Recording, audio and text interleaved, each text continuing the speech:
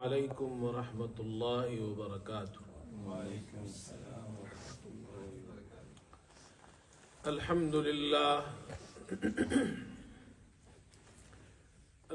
للہ نحمده ونستعینه ونستغفره ونؤمن به ونتوکل علیہ ونعوذ باللہ من شرور انفسنا ومن سیئات اعمالنا من يهده اللہ فلا مضل له ومن يضلله فلا هادی له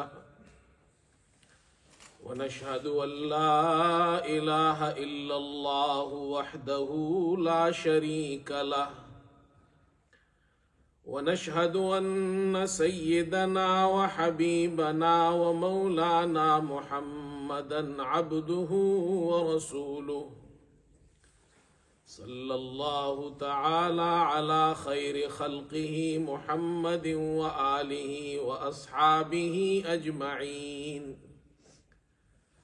أما بعد فأعوذ بالله من الشيطان الرجيم بسم الله الرحمن الرحيم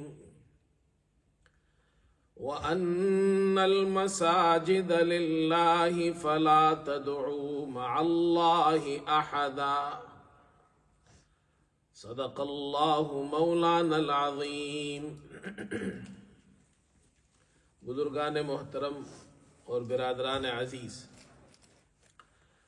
اللہ تبارک و تعالی اس آیت کریمہ میں ارشاد فرماتے ہیں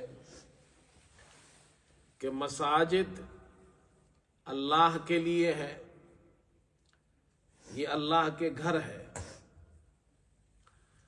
فلا تدعوا مع اللہ احدا، بس تم اللہ کے ساتھ کسی اور کو مت پکارو۔ مسجد میں جب جاؤ تو اللہ کو یاد کرو، اللہ کا ذکر کرو، نماز پڑھو، قرآن کریم کی تلاوت کرو۔ یہ ہے اللہ کے گھر میں عبادت اور ذکر و اذکار کرنا چاہیے۔ فی بیوت اذن اللہ ان ترفع ویذکر فیہا اسمہ، اللہ تعالیٰ نے اپنے گھروں کے بارے میں مسلمانوں کو یہ تعلیم دی ہے کہ وہاں اللہ کا نام بلند کیا جائے اور اللہ کو یاد کیا جائے۔ حضرت صلی اللہ علیہ وسلم نے ارشاد فرمایا، احب البلاد الی اللہ مساجدها، روئے زمین پر اللہ کے نزدیک سب سے پسندیدہ جگہ وہ مسجد ہے، اور وہ ابغض البلاد الی اللہ اسواقها، اور مبغوض ترین ناپسندیدہ جگہ وہ بازار ہے۔ اس لیے کہ مسجد میں اللہ کا ذکر ہوتا ہے، اللہ کی یاد ہوتی ہے۔ مسجد کے کچھ آداب ہیں، مسجد میں جب ہم آئے تو ان آداب کی رعایت اور اس کا خیال رکھیں، بے ادبی نہ ہو، اس لیے کہ اللہ کا گھر یہ عام گھروں کی طرح نہیں ہے۔ اس لیے وہ آداب سیکھنے چاہیے، ان آداب کا خیال رکھنا چاہیے ہر مسلمان کو۔ مسجد میں جب ہم آتے ہیں، داخل ہوتے ہیں، تو پہلا ادب یہ سکھایا دائیں پاؤں سے داخل ہو، اللہم افتح لی ابواب رحمتک، دعا پڑھیں۔ مسجد سے جب باہر نکلے تو بایاں پاؤں باہر نکالے اور یہ دعا پڑھے، اللہم انی اسألک من فضلک۔ مسجد میں داخل ہونے کے بعد پہلی تعلیم جو مسلمان کو دی گئی ہے، حضرت صلی اللہ علیہ وسلم نے ایک حدیث میں ارشاد فرمایا، اذا دخل احدکم المسجد فلیرکع رکعتین قبل ان یجلس، جب تم میں سے کوئی شخص مسجد میں داخل ہو تو وہ بیٹھنے سے پہلے 2 رکعت پڑھے۔ ان 2 رکعتوں کو تحیت المسجد کہتے ہیں۔ یہ حضرت صلی اللہ علیہ وسلم نے ہمیں تعلیم دی ہے کہ اللہ کے گھر میں جاؤ تو 2 رکعت بیٹھنے سے پہلے پڑھو۔ یہ 2 رکعت پڑھنا مستحب ہے۔ البتہ ایک بات ہمیں یہ سمجھنی چاہیے، کچھ اوقات مکروہ اوقات ہوتے ہیں، جیسے فجر کے بعد، فجر کی نماز کے بعد سے لے کر سورج غروب ہونے تک، سورج طلوع ہونے تک، نماز فجر کے بعد سے لے کر سورج طلوع ہونے تک، اور نماز عصر کے بعد سے سورج غروب ہونے تک، اس وقت کو مکروہ وقت کہا جاتا ہے۔ ان مکروہ اوقات میں نفل نہیں پڑھنی چاہیے۔ اب سوال یہ پیدا ہوتا ہے تحیت المسجد پڑھنی چاہیے یا نہیں پڑھنی چاہیے مکروہ اوقات کے اندر؟ تو امام شافعی رحمۃ اللہ علیہ، امام احمد بن حنبل رحمۃ اللہ علیہ، یہ دونوں حضرات یہ فرماتے ہیں کہ مکروہ اوقات میں اگر کوئی شخص مسجد میں داخل ہو تب بھی وہ تحیت المسجد پڑھے، اس لیے کہ حدیث عام ہے، اس کا حکم عام ہے۔ آپ صلی اللہ علیہ وسلم نے فرمایا جب تم مسجد میں داخل ہو، جب بھی کوئی شخص مسجد میں داخل ہو تو بیٹھنے سے پہلے 2 رکعت پڑھے۔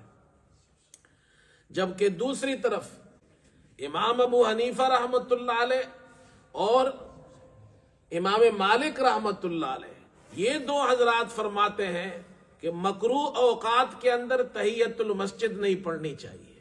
وجہ کیا ہے؟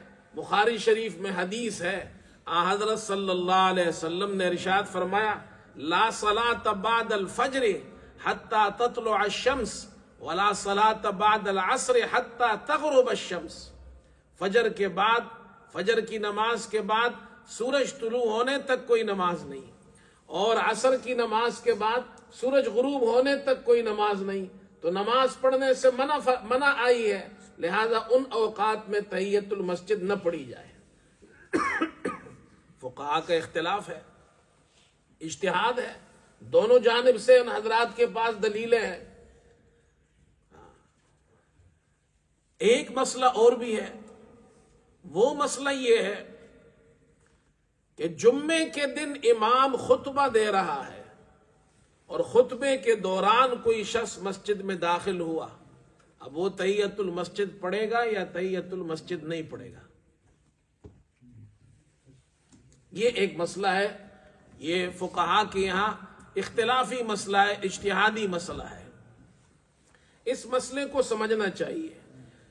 اگر کوئی شخص خطبے کے دوران داخل ہوتا ہے مسجد میں تو امام شافعی اور امام احمد رحمہم اللہ یہ حضرات فرماتے ہیں وہ تحیت المسجد پڑھے، مستحب ہے، جبکہ امام ابو حنیفہ اور امام مالک یہ حضرات فرماتے ہیں کہ اس وقت تحیت المسجد نہ پڑھے، یہ مکروہ ہے۔ امام شافعی اور امام احمد کی دلیل یہ ہے، وہ فرماتے ہیں کہ ایک حدیث میں آتا ہے سلیک غطفانی رضی اللہ تعالیٰ عنہ، یہ صحابی رسول ہے، جمعے کا خطبہ آپ صلی اللہ علیہ وسلم دے رہے تھے اور دوران خطبہ یہ داخل ہوئے مسجد میں اور بیٹھ گئے۔ آپ صلی اللہ علیہ وسلم نے حضرت سلیک سے فرمایا کہ سلیک قم فرکع رکعتین، کھڑے ہو جاؤ 2 رکعت پڑھو۔ لہذا انہوں نے 2 رکعت پڑھی۔ اس سے معلوم ہوا کہ تحیت المسجد پڑھنی چاہیے خطبے کے دوران بھی۔ ایک مسئلہ فقہاء نے یہ بھی لکھا ہے کہ سلیک غطفانی وہ بیٹھ گئے تھے، آپ نے فرمایا کھڑے ہو جاؤ 2 رکعت پڑھو۔ اس سے ایک مسئلہ یہ بھی نکالا ہے کہ اگر کوئی شخص مسجد میں داخل ہوا اور بیٹھ گیا پھر کھڑا ہوا، تحیت المسجد پھر بھی پڑھ سکتا ہے۔ البتہ افضل یہ ہے، بہتر یہ ہے کہ داخل ہو تو بیٹھنے سے پہلے پڑھے۔ اب یہ امام شافعی اور امام احمد کی دلیل ہے یہ والی حدیث، جبکہ امام ابو حنیفہ رحمۃ اللہ علیہ، امام مالک رحمۃ اللہ علیہ، جمہور صحابہ اور تابعین، سفیان ثوری اور لیث، حضرت عمر، حضرت عثمان، حضرت علی رضی اللہ عنہم اجمعین، ان حضرات کا مسلک یہ ہے کہ خطبے کے دوران پھر تحیت المسجد نہیں پڑھنی چاہیے۔ ان کی دلیل کیا ہے؟ ان کی دلیل اب سنیں۔ وہ یہ فرماتے ہیں، ابو داؤد میں اور نسائی میں روایت ہے کہ حضرت صلی اللہ علیہ وسلم خطبہ دے رہے تھے اور دوران خطبہ ایک شخص مسجد میں داخل ہوا اور صف میں لوگ بیٹھے ہوئے تھے تو وہ لوگوں کے کندھوں کو پلانگتے ہوئے آگے بڑھ رہا تھا۔ آپ صلی اللہ علیہ وسلم نے اسے دیکھا، آپ نے اس سے ارشاد فرمایا اجلس، بیٹھ جاؤ، تم لوگوں کو اذیت دے رہے ہو، تم نے لوگوں کو تکلیف دی ہے، بیٹھ جاؤ۔ اب وہاں آپ صلی اللہ علیہ وسلم نے اس سے یہ ارشاد نہیں فرمایا کہ 2 رکعت تحیۃ المسجد پڑھو، اس سے معلوم ہوا کہ دوران خطبہ تحیۃ المسجد نہیں ہے۔ ایک بات۔ دوسری دلیل ان حضرات کی یہ ہے، یہ فرماتے ہیں کہ حضرت صلی اللہ علیہ وسلم نے ایک حدیث میں ارشاد فرمایا کہ دوران خطبہ اگر کوئی شخص آپ کے قریب بیٹھا ہوا ہے اور وہ گفتگو کر رہا ہے، گفتگو کرنا منع ہے، آپ نے اس سے کہا اذا قلت لصاحبک انصت فقد لغوت، آپ نے صرف یہ کہا کہ خاموش ہو جاؤ، خاموش ہو جاؤ، یہ نصیحت آپ نے کی، نہیں عن المنکر آپ نے کی، فقد لغوتا، تو آپ نے لغو عمل کیا، آپ کے جمعے کا ثواب ختم ہو گیا، وہ فضیلت آپ کو نہیں ملے گی۔ یہ صحیح حدیث ہے۔ اب یہ حضرات فرماتے ہیں، امام ابو حنیفہ، امام مالک، یہ فرماتے دیکھو نہیں عن المنکر واجب ہے، ایک آدمی کوئی منکر کر رہا ہے اس کو اس سے روکنا واجب ہے، کم از کم زبان سے تو روکے اس کو، اور تحیۃ المسجد پڑھنا مستحب ہے۔ آپ صلی اللہ علیہ وسلم نے واجب عمل سے منع کیا ہے، یہ بھی نہ کہو کسی کو خاموش ہو جاؤ، حالانکہ خاموش ہو جاؤ میں تو 1 سیکنڈ لگتا ہے بولنے میں، اور تحیۃ المسجد 2 رکعت پڑھنے میں تو 5 منٹ لگتے ہیں۔ جب 1 سیکنڈ والا عمل جائز نہیں ہے اور وہ جناب ناپسندیدہ مکروہ ہے، اس سے جمعہ کا ثواب ختم ہو جاتا ہے، تو یہ حضرات فرماتے 2 رکعت نماز پڑھنے میں تو 5 منٹ لگتے ہیں۔ بات سمجھ میں آئی؟ وہ مستحب ہے اور نہیں عن المنکر واجب ہے، اور واجب عمل بھی جائز نہیں ہے خطبے کے دوران۔ یہ حضرات ان کی ایک دلیل یہ ہے، اور تیسری دلیل ان کی یہ ہے، وہ فرماتے وہ جو صحابی آئے تھے سلیک غطفانی، اور آپ صلی اللہ علیہ وسلم نے فرمایا کہ تحیۃ المسجد کھڑے ہو جاؤ، تحیۃ المسجد پڑھو، وہ فرماتے وہ ایک مخصوص واقعہ تھا، اور خطیب حکم دے کسی کو خطبے کے دوران کھڑے ہونے کا تو وہ دے سکتا ہے۔ چنانچہ دار قطنی میں روایت ہے کہ آپ صلی اللہ علیہ وسلم نے جب اس صحابی کو حکم دیا کھڑے ہو جاؤ 2 رکعت پڑھو تحیۃ المسجد خطبے کے دوران، تو اس دوران دار قطنی میں یہ ہے امسک عن الخطبہ، آپ صلی اللہ علیہ وسلم نے خطبہ روک دیا تھا، خطبہ روک دیا۔ جب انہوں نے 2 رکعت پڑھ لی پھر آپ نے خطبہ شروع فرمایا، معلوم ہو وہ ایک مخصوص واقعہ ہے۔ اس لیے یہ حضرات فرماتے ہیں کہ خطبے کے دوران پھر 2 رکعت نماز تحیۃ المسجد نہیں پڑھنی چاہیے۔ ان حضرات کے دلائل بھی زیادہ ہے، یہ جمہور علماء کا بھی مسلک ہے، جمہور صحابہ کا بھی یہی مسلک ہے، تابعین کا بھی یہ ہے، خلفائے راشدین میں حضرت عمر، حضرت عثمان، حضرت علی رضی اللہ عنہم کا بھی یہی مسلک ہے۔ بہرحال اجتہادی مسئلہ ہے، اس میں اختلاف ایسا نہیں کرنا چاہیے کہ حق اور ناحق بنائے اسے، اس میں بہت زیادہ سختی نہیں کرنی چاہیے۔ میں یہ مسئلہ اس لیے بیان کرتا ہوں، ہمارے اس مسجد میں ہر قسم کے لوگ آتے ہیں، یہاں شوافے بھی ہے، حنابلہ بھی ہے، مالکیہ بھی ہے، ہم اور آپ احناف ہے، تو اگر کوئی پڑھتا ہے تو پھر اس سے لڑنا بھی نہیں چاہیے، اس لیے کہ اجتہادی مسئلے کے اندر حق اور باطل نہیں ہوتا ہے۔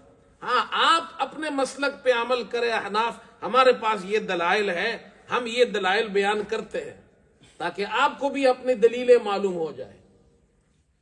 اس لیے جب مسجد میں آ جائے تو 2 رکعت تحیۃ المسجد پڑھے، یہ مستحب ہے، سوائے مکروہ اوقات کے اور سوائے خطبے کے دوران کے۔ دوسرا ایک مسئلہ مسجد سے متعلق، وہ یہ بھی سمجھنا چاہیے، مسجد میں جب آئے تو مسجد کے آداب میں سے ایک ادب یہ ہے کہ مسجد میں دنیاوی باتیں نہ کرے، مسجد میں اونچی آواز سے گفتگو نہ کرے۔ حضرت صلی اللہ علیہ وسلم نے اس سے منع فرمایا، مستدرک میں روایت ہے، حضرت صلی اللہ علیہ وسلم نے ارشاد فرمایا یاتی علی الناس زمان یتحلقون فی مساجدہم لیس ہممہم الا الدنیا. ایسا زمانہ آئے گا لوگ مسجد میں حلقے بنا کر گفتگو کریں گے، بیٹھیں گے، دنیاوی باتیں کریں گے اور ان کا مقصد سوائے دنیا کے اور کچھ نہیں ہوگا. لیس للہ فیہم حاجۃ فلا تجالسوہم. آپ نے فرمایا اللہ کو ان کی کوئی ضرورت نہیں ہے، ایسے لوگوں کے ساتھ مت بیٹھو. صاحب بن یزید کہتے ہیں حضرت عمر رضی اللہ عنہ مسجد میں تشریف فرما تھے، مسجد نبوی میں، اور میری طرف ایک کنکر پھینکا، چھوٹا سا کنکر، زبان سے بھی آواز نہیں نکالی، کنکر پھینکا. میں گیا، آپ نے فرمایا وہ جو 2 آدمی بیٹھے ان کو بلا کے لاؤ. تو میں ان کو لے آیا. آپ نے ان سے پوچھا کہاں سے آئے ہو؟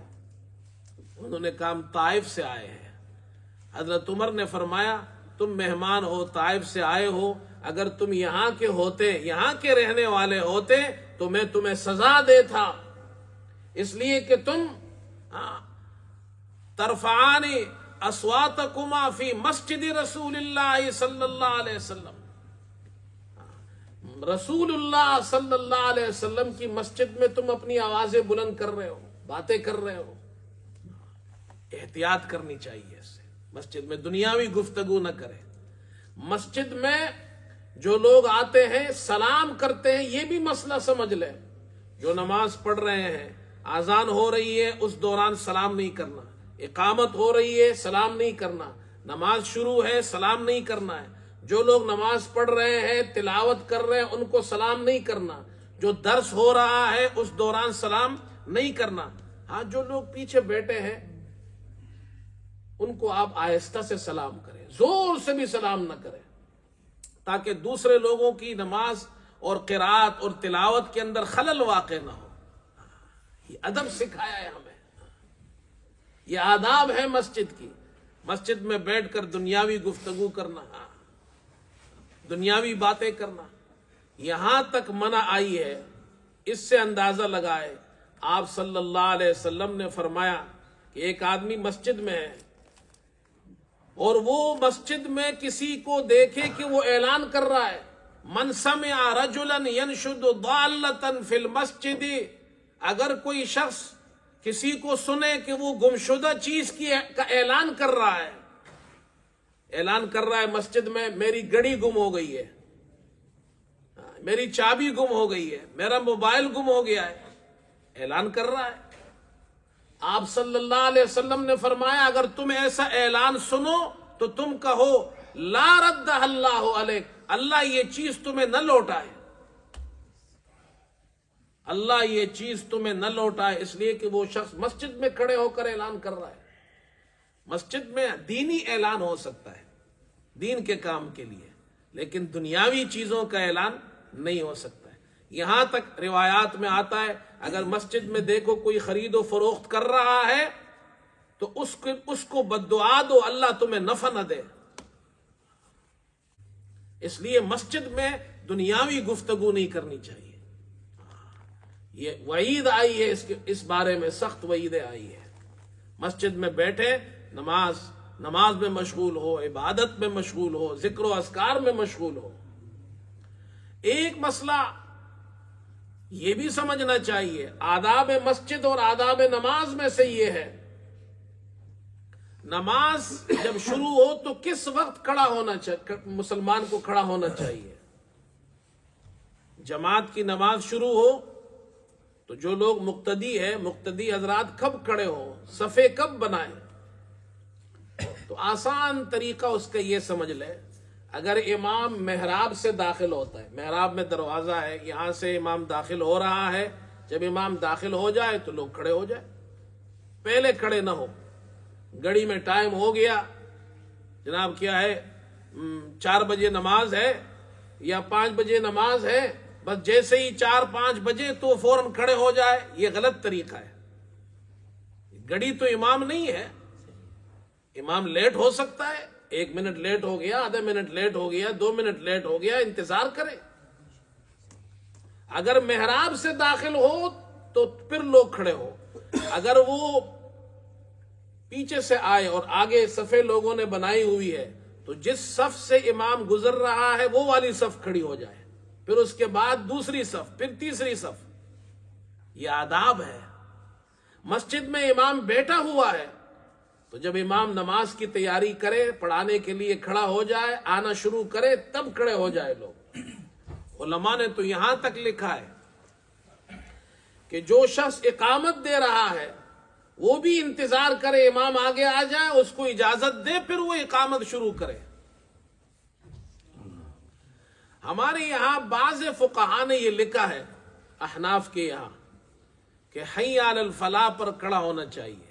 بعض کتابوں میں یہ آیا ہے، فقہ کی کتابوں میں. تو اس کو لوگ غلط سمجھتے ہیں. اس کا معنی کیا ہے یہ سمجھنا چاہیے.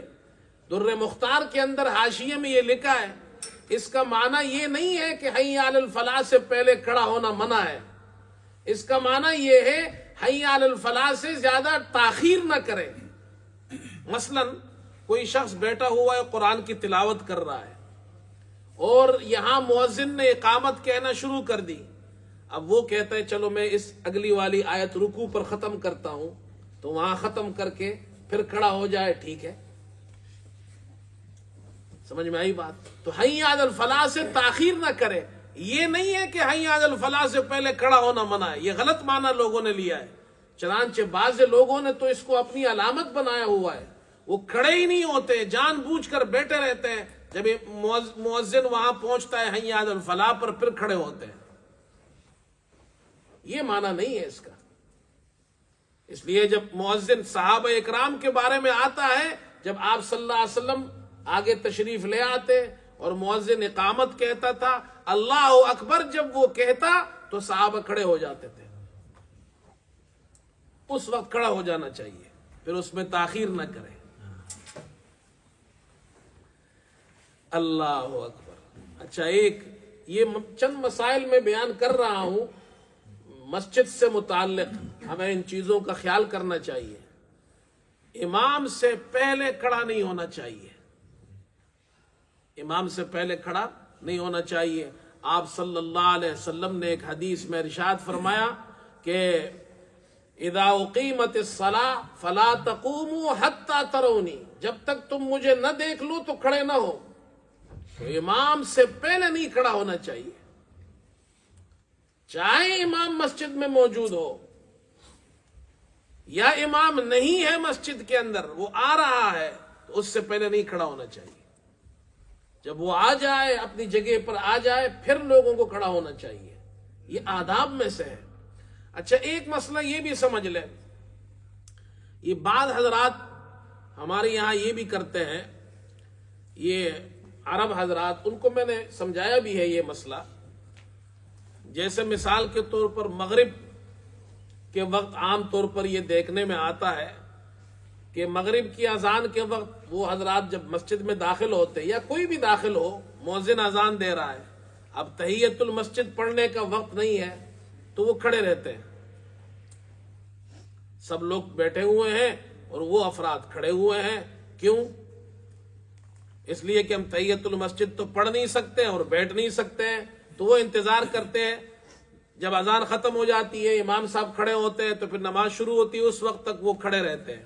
یہ عمل کسی بھی روایت سے ثابت نہیں ہے. حدیث میں یہ ہے کہ آپ صلی اللہ علیہ وسلم نے فرمایا جب تم مسجد میں جاؤ 2 رکعت پڑھو. اب جب آپ مسجد میں آ گئے، ہمارے یہاں تو احناف کے یہاں مسئلہ میں نے بیان کر دیا، ویسے بھی عصر کے بعد سے لے کر غروب تک تو پھر جناب کیا ہے، عصر کی نماز کے بعد مکروہ وقت میں تحیت المسجد ہے ہی نہیں. اب حدیث میں یہ نہیں ہے کہ تم وہاں جاؤ، سب بیٹھے ہوئے ہیں، اذان ہو رہی ہے، اور آپ نے تحیت المسجد اگر نہیں پڑھ سکتے تو بیٹھنا نہیں ہے. ایسی کوئی روایت نہیں ہے، ایسی کوئی حدیث نہیں ہے، اور بیٹھنا کوئی منع بھی نہیں ہے. بلکہ آداب میں سے یہ تحیت المسجد کا وقت نہیں ہے، بیٹھ جائے. لیکن یہ جو صفوں میں کھڑے رہ کر انتظار کرتے ہیں، یہ کوئی مسئلہ نہیں ہے. ایسا کوئی مسئلہ نہیں ہے، ایسی کوئی حدیث نہیں ہے، ایسی کوئی روایت نہیں ہے، ایسا کوئی عمل صحابہ سے منقول نہیں ہے. ایک مسئلہ اذان سے متعلق بھی بیان کر دوں. 5 وقت آذان دی جاتی ہے مسجد کے اندر. حضرت صلی اللہ علیہ وسلم نے آذان دینے والے مؤذنین کی، مؤذن حضرات کی بڑی فضیلت بیان کی ہے. جو آذان دیتے ہیں ان کی بڑی فضیلت ہے. آپ نے ارشاد فرمایا اطول الناس اعناقا یوم القیامت المؤذنون. قیامت کے دن مؤذن اذان دینے والوں کی گردنیں لمبی ہوں گی. اطول الناس، سب سے زیادہ لمبی گردن والے مؤذن ہوں گے قیامت کے دن.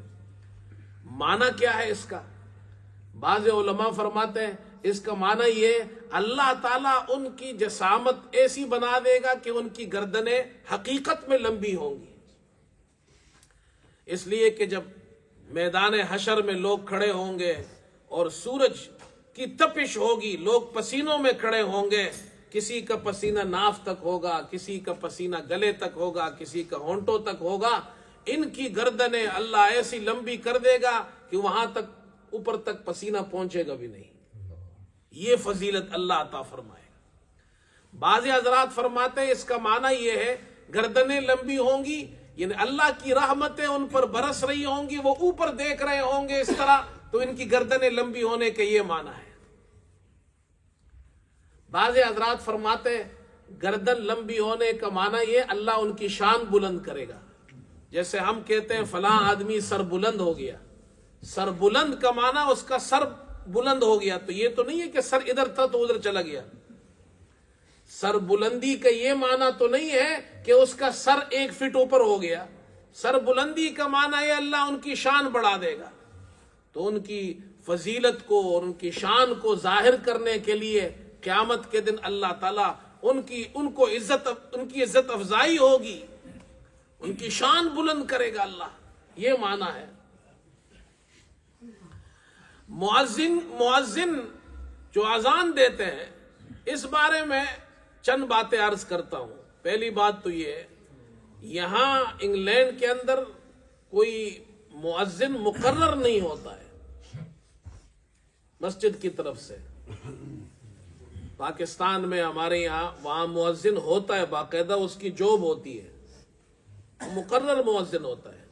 تو جس مسجد میں مقرر مؤذن ہو وہی اذان دے گا، اس لیے کہ اس کو مقرر کیا گیا ہے، اس کی جاب ہے، وہ اس کی ڈیوٹی ہے، وہ آتا ہے وقت پر اذان دیتا ہے. کسی اور کو اذان دینی ہے تو مؤذن صاحب سے اجازت لے کر اذان دے. ہمارے یہاں انگلینڈ کے اندر اس طرح کے مؤذنین نہیں ہوتے ہیں. ہاں مسجد میں کچھ لوگ ہوتے ہیں جو پابندی سے آتے ہیں اذان دیتے، جیسے ہمارے یہاں ہے ہمارے راشد بھائی ہے ماشاءاللہ، ہر وقت مسجد میں ہی ہوتے ہیں، اذان دینے کے لیے آ جاتے ہیں، پابندی کے ساتھ آتے ہیں، صبح فجر میں پہنچے ہوتے ہیں، ہر روز پابندی سے اذان دیتے ہیں. تو جو لوگ مسجدوں میں ہو اور وہاں مسجد میں مؤذن مقرر نہ ہو تو وہاں تو پھر کوئی بھی اذان دے سکتا ہے، مگر اس کے لیے چند باتیں سمجھنی چاہیے.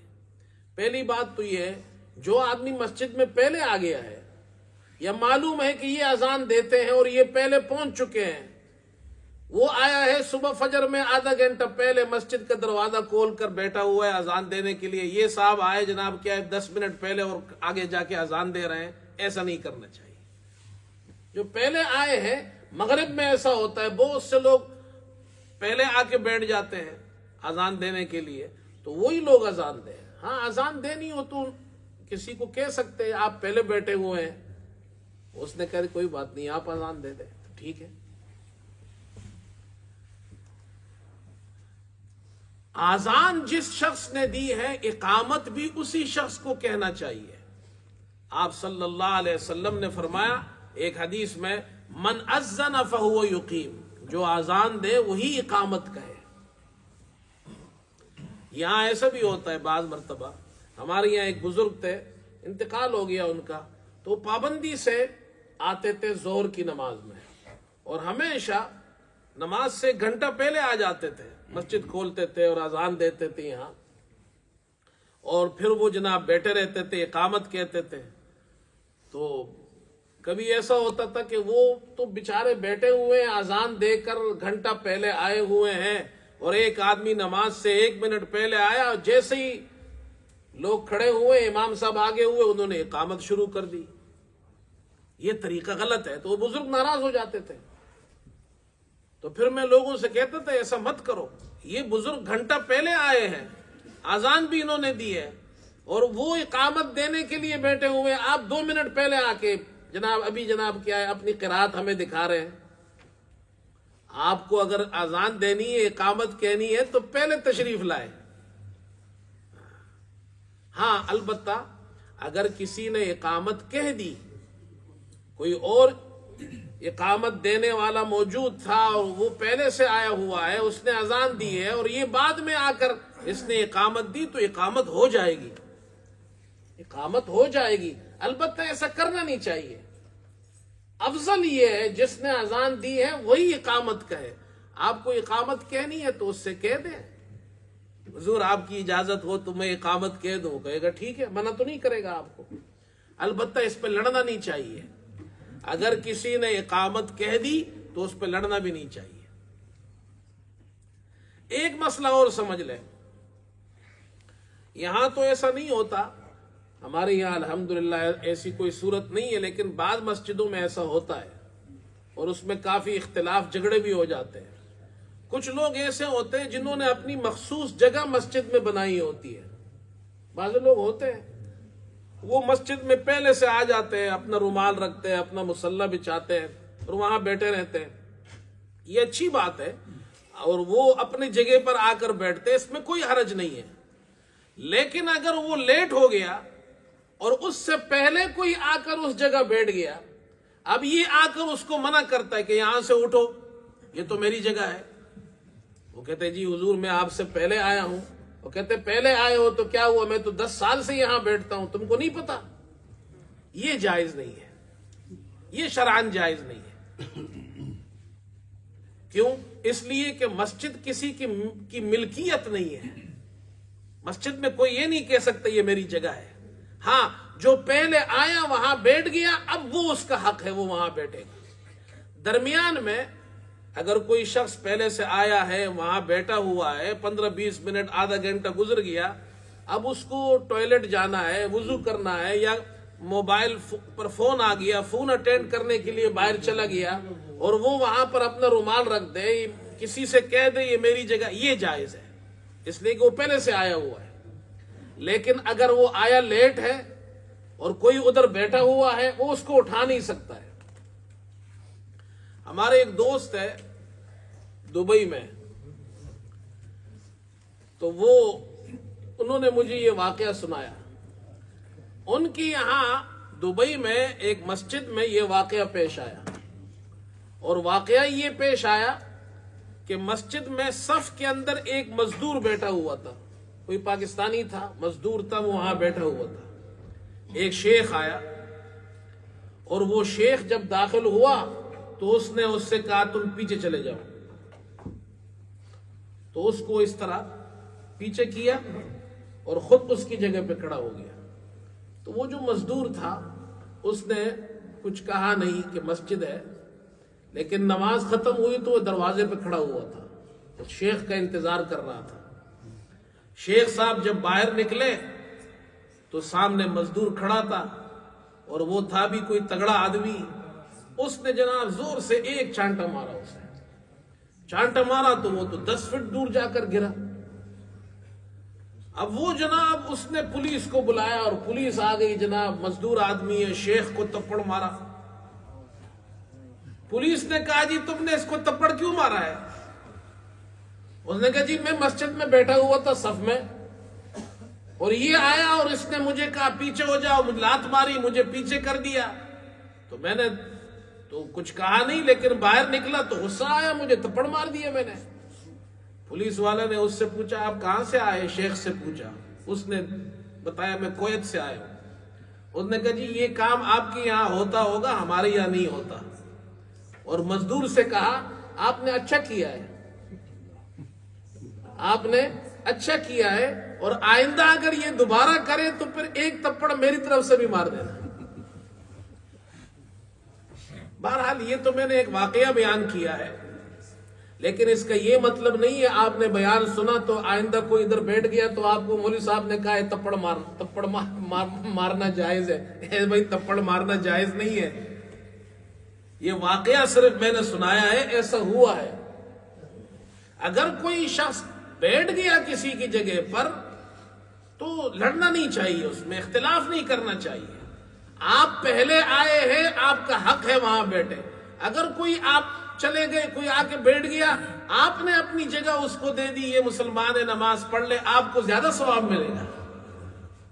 ایک بزرگ مسجد میں آئے، دروازے پر پہنچے تو پتہ چلا جماعت ہو گئی ہے، تو انہوں نے کہا اوہ میری جماعت فوت ہو گئی.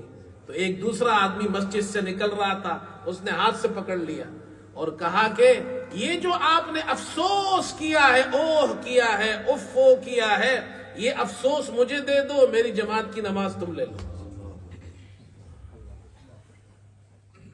اللہ کو کیا ادا پسند آ جائے بھائی. آپ نے اپنی جگہ کسی کو دے دی تو اللہ کو یہ ادا پسند آ گئی تو اللہ زیادہ ثواب دے گا اس پر. یہ لڑنے مرنے والی چیزیں نہیں ہیں یہ.